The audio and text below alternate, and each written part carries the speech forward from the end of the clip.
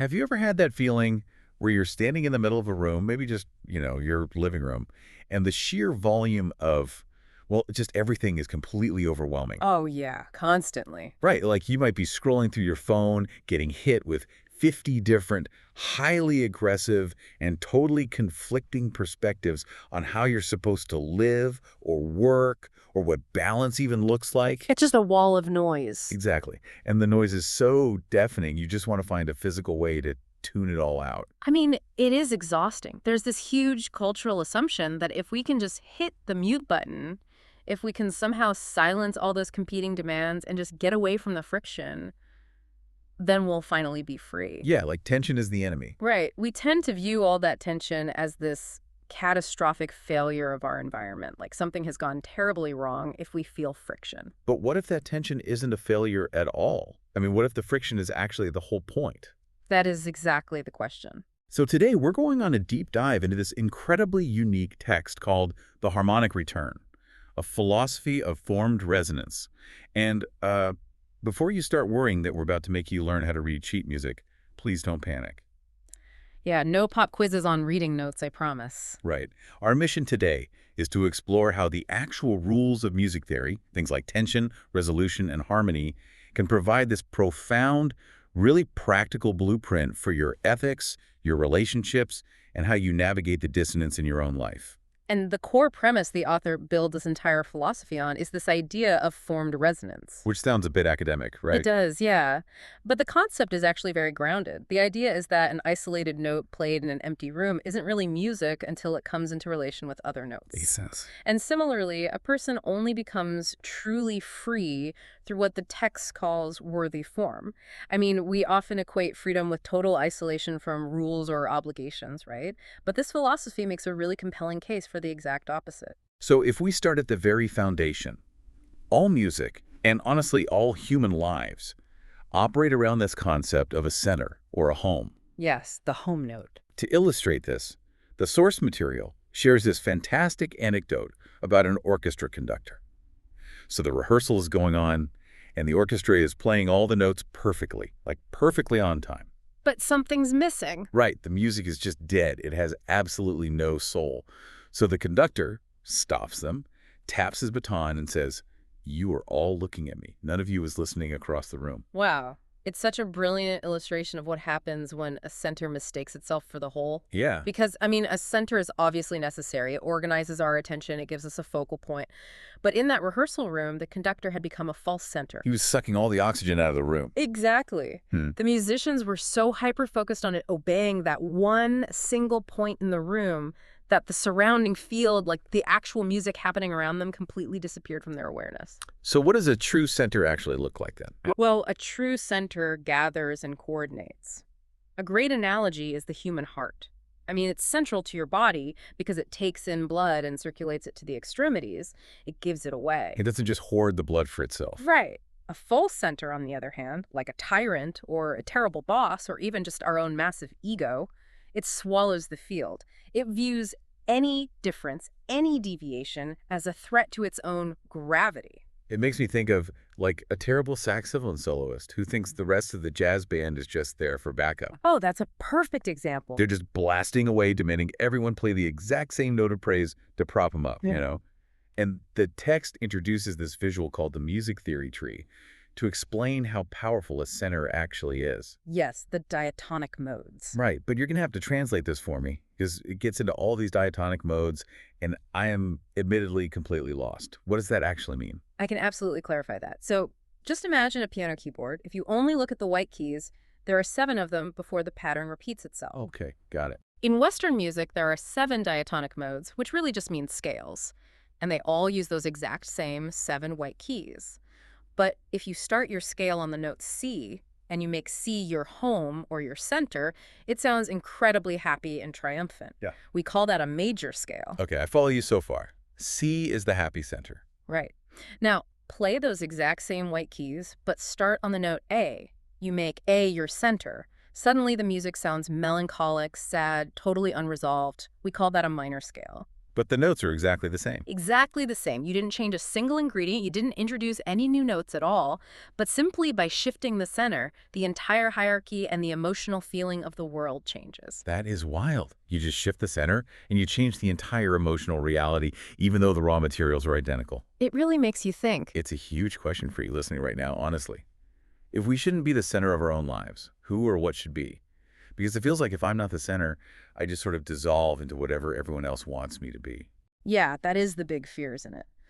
But if we pull this back to human identity, the author argues that identity is not this pure, unchanging substance like a block of iron. It's not fixed. No, identity is a function. There's this really poignant example in the text of a physician standing by her father's hospital bed. Oh, I remember this part. Yeah, so for years, she has entered hospital rooms with total, unquestioned authority as a doctor. That's her center. But in this specific room, she is a daughter first. Right. The clinical vocabulary on his medical chart doesn't capture the man who taught her how to fix a bicycle, you know. Her role, her function, has profoundly shifted. Her home note changed from doctor to daughter. Exactly. And a mature identity means having an inward center that is coherent enough to enter all these different relations, like you are a worker, a parent, a neighbor, a friend, without collapsing. You maintain your core, but you remain open. Right. You remain open to correction, and you let the surrounding notes influence you. So we establish this center, this home note that organizes our world. But to go a step further, it's the constraints around that center that actually give our world shape. Yes. Constraints are vital. And I have to push back here on behalf of modern culture because we're constantly told from like every advertisement and self-help guru that true freedom is total spontaneity. Oh, for sure. Burning the rule book. Exactly. It's throwing off all labels, living with zero constraints. Doesn't this whole philosophy of formed resonance just make us rigid and, well, boring? I understand that resistance entirely, especially if you've lived under bad rules. Your first instinct is to just destroy all rules. Right, just tear it all down. But abolishing visible rules doesn't leave you perfectly free. It actually just leaves you at the mercy of invisible ones. Wait, what do you mean by invisible ones? Well, if you have no structure, you are dictated by your own unchecked biological impulses. Or worse, you fall under the sway of the charisma of whoever just happens to be the loudest person in the room. Oh, wow. Yeah, that makes sense. Energy only becomes expressive through ordered limitation. Consider the physics of a cello string. Right, if you just hold a loose string in your hand and pluck it, you get absolutely nothing. It's completely silent. Because the energy has no direction, it just dissipates. A string only produces a voice when it's placed under exact tension between two fixed points. The constraints are what make the music possible. Exactly. They allow the sound waves to form. Now, if the tension is too loose, it's just a dull, buzzing complaint. But if the tension is too tight, it snaps and destroys the instrument altogether. I sort of think about it like a rocket engine. Like if you just have combustion happening out in the open without the constraints of a titanium chamber and a directional nozzle, you don't have a spaceship. You just have a bomb. Exactly. It's just a destructive explosion in a parking lot. Form is literally the only thing that gives power its direction. That's a great way to put it. But to be fair to the skeptics out there, our sources make it very clear that not all constraints are good. And they break them down into 3 specific types, which I found to be an incredibly useful mental model to sort of audit my own life. First up, you have enabling constraints. And language grammar is the perfect example of an enabling constraint. Grammar limits the random noises you can make with your mouth, but by submitting to those rules, it actually enables us to speak to each other and share really complex thoughts. Okay, then you have the second type, which are dead constraints. These are rules that somehow survive their original purpose. Or just lingering around. Right. I immediately thought of corporate bureaucracy, like when you have to fill out a 17-page expense report, and you know for a fact that absolutely no one reads it. It just goes into a digital black hole. Yeah, it's the classic, we do this because that's how we've always done it rule. It survives purely by borrowing the authority of tradition, but it produces no resonance at all. It just drains your time. But the third type is where things get truly dangerous.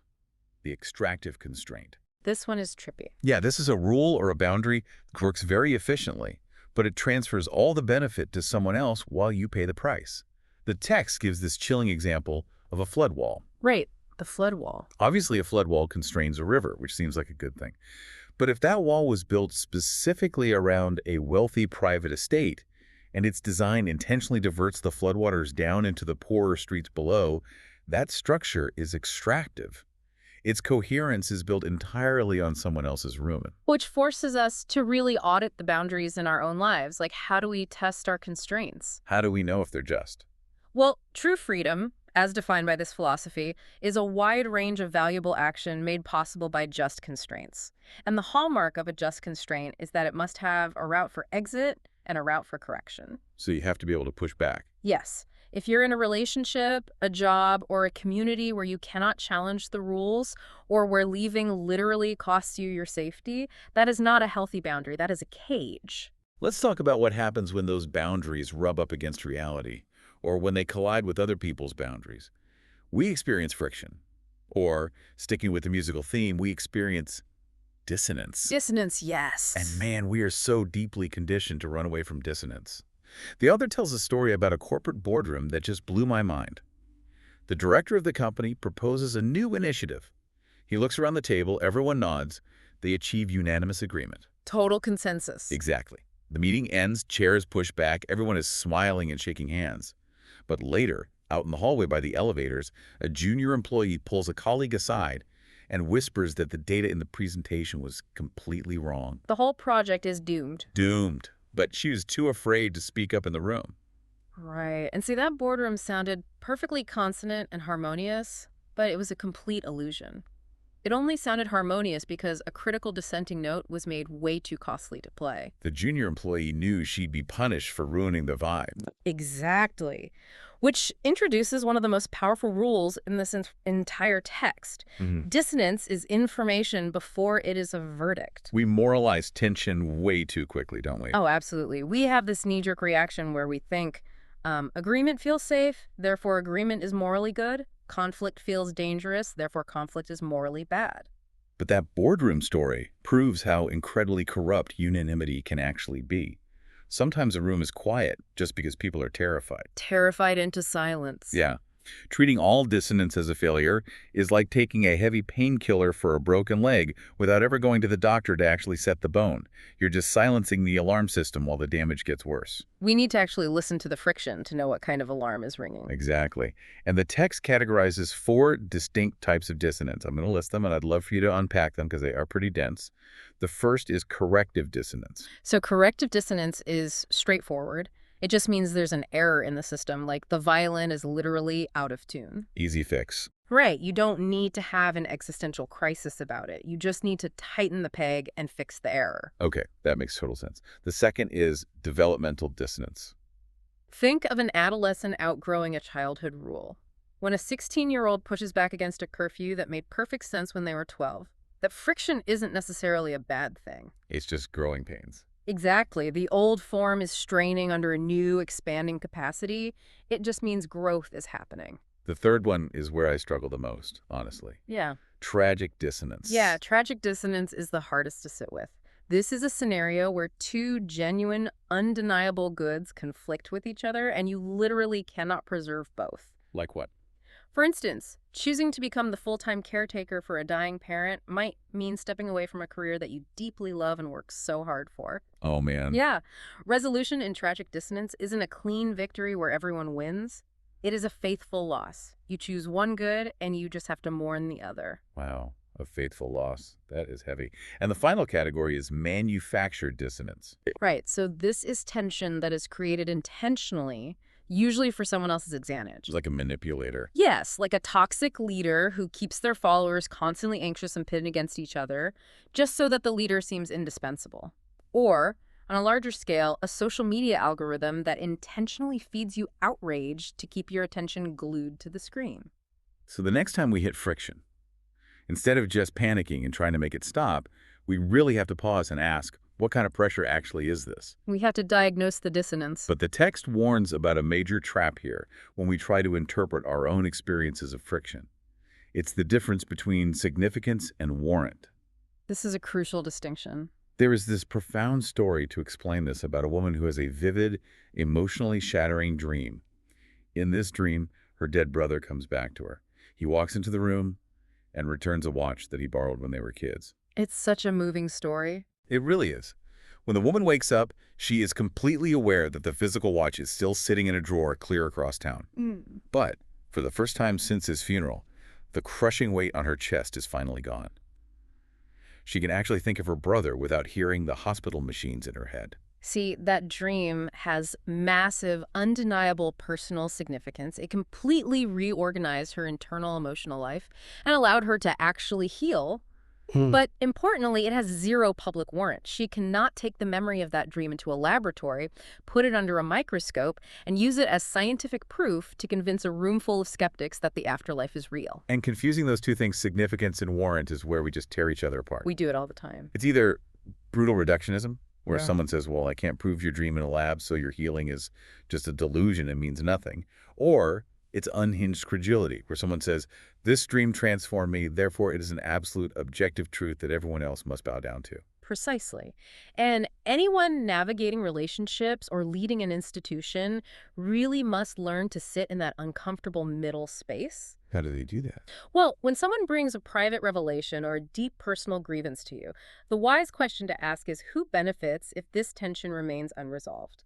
The rule of thumb here is the more power a claim seeks to have over other people, the greater the public warrant it owes. You don't get to dictate someone else's life based solely on your own private significance. That is a massive paradigm shift. So once we've identified the dissonance and we haven't confused our own significance for public warrant, how do we adjust? We shift our mode. Right, the text moves into this concept of shifting our mode of listening. It details 7 ethical modes, aligning with the musical modes we talked about earlier, but 2 of them really jumped out at me. Which ones? The first is the Phrygian mode, which represents the threshold. The author tells this story about a startup company planning a corporate retreat. Oh, the tech startup story. Yeah, the executives are all hyped up, talking about team building and vulnerability, but one junior member raises their hand and asks, wait, the itinerary says we have to surrender our phones for 3 days and do private psychological interviews. Who keeps the records of those disclosures? And practically, how do we leave the property if we want to? That junior member is brilliantly applying the wisdom of the threshold. The executives had manufactured all this agreeable enthusiasm around the promise of transformation, but the actual terms of entry were totally obscure. We were hiding the fine print. Exactly. What the Phrygian mode teaches us is that consent is not just a ceremonial yes you give at the very beginning of a journey. Consent is the ongoing, practical capacity to say no. I love that. A wise threshold slows you down enough to ask what will actually be required of you before the door clicks shut behind you. The other mode that absolutely struck me was Aeolian, which in music is the natural minor mode. In this philosophy, it represents grief. The imagery for this one is incredibly visceral. It really is. It describes an empty chair left at a family dinner table months after a funeral. No one in the family consciously agreed to leave it empty, but at the same time, no one can bear to sit in it. Because grief tells the truth about value. Right. That empty chair isn't just furniture anymore. It's an instrument of memory. But it makes me wonder, how do you prevent yourself from getting permanently stuck in that minor key?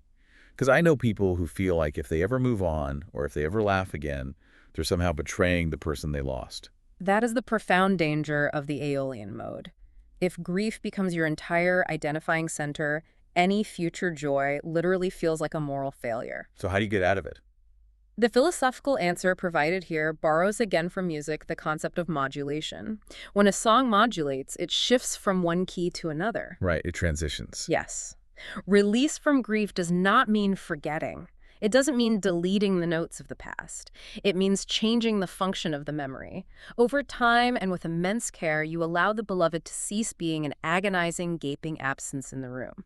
And they become what? They modulate into becoming a part of your inward inheritance. They become a beautiful, permanent variation in the ongoing complex theme of your life. Taking the absence and turning it into inheritance.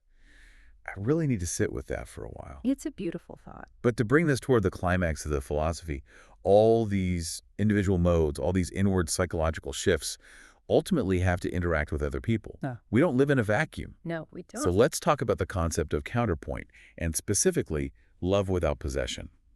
The text sets a scene at a railway platform. 2 people are standing there. One person, honestly, vulnerably, asks the other to stay. And the answer is no. In that stark moment on the platform, love and desire are forced to stand right next to each other, completely unmasked. And they live very different. Very different. Desire says, my intense feelings for you create a claim on you. Because I want you so badly, you have to stay. Love, however, recognizes that the beloved must remain a real, separate person, even if their answer causes you pain. And how does counterpoint fit into that? Well, mechanically, counterpoint in music is when two distinct, independent melodies are played at the exact same time and interweave. It is not playing chords where everyone marches to the exact same rhythm. Okay, I see. And it is certainly not a fusion where one louder voice completely drowns out and erases the other. If one voice absorbs the other, the counterpoint dies. So true love actually requires that the other person is allowed to have an exit. Absolutely. An ongoing capacity to answer from their own center, not just echo yours. But what happens when that counterpoint fails? Because let's be real, it will. What happens when we cause real harm to someone else's melody? The imagery used here is a ceramic bowl breaking on the kitchen floor.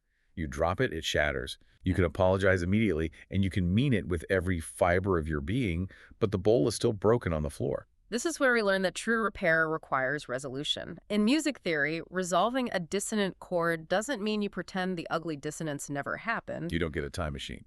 Exactly. Resolution gives the tension a direction to move forward.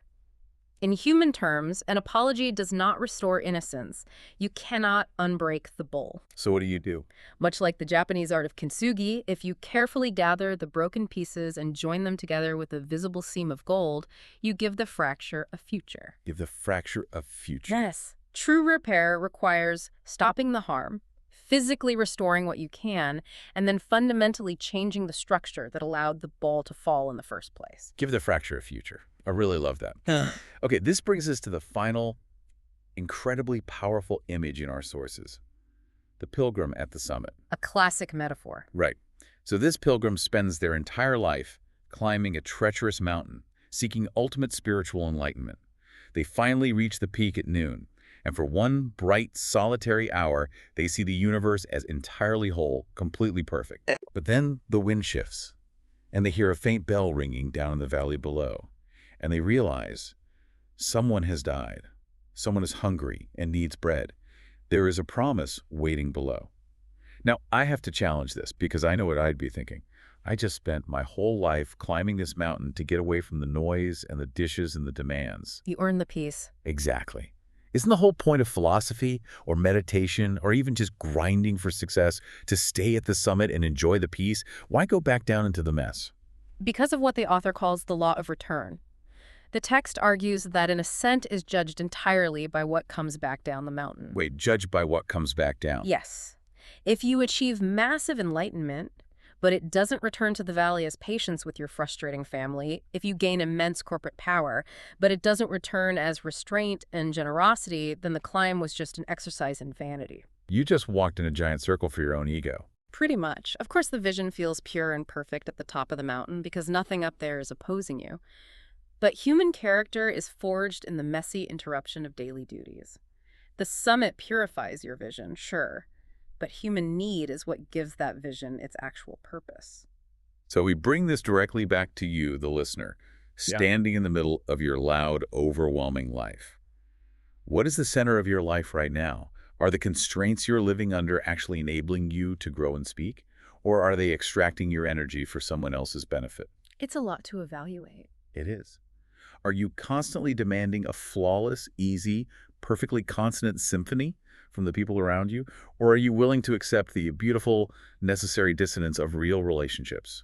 And as you think about that, I want to leave you with the final image from the text. At the end of a long day of practice, the musician finally closes the lid of the piano. The music stops.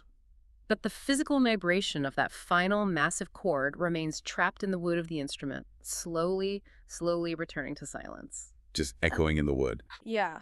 In a world that is completely obsessed with constant production, constant noise, and the next notification, what happens in the literal silence after your current mode ends? Do you immediately reach for your phone to rush and fill that silence with distraction? Or do you have the courage to let the silence sit and let it teach you what song needs to be played next?